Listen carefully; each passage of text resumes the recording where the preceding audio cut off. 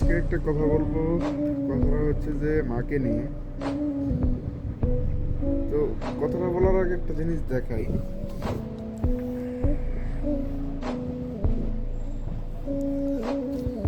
তো কি দেখলেন? শহরটা কত সাকসিক্য না? তো একটা ছেলের কাছে তার মা থাকাটা হচ্ছে সেম এরকম। মা যতদিন পর্যন্ত বেঁচে আছে একটা ছেলের জীবনে ঠিক এরকমই আর কি। একটা শহরের মতো মানে চাকচিক্য আর কি থাকে। তারপরে হচ্ছে যে তার নিজের মা তাকে সবচেয়ে বেশি বুঝে, সবচেয়ে বেশি ভালোবাসে। তো আমি হলাম সে হতভাগা যে নিজের মাকে আমি হারিয়েছি।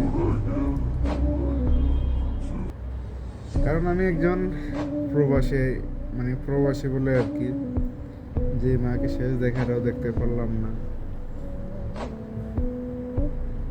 হয়তো আমার মতো ব্যর্থ প্রবাসী এরকম যেন না হোক, এটাই আমি দোয়া করবো সবাইকে।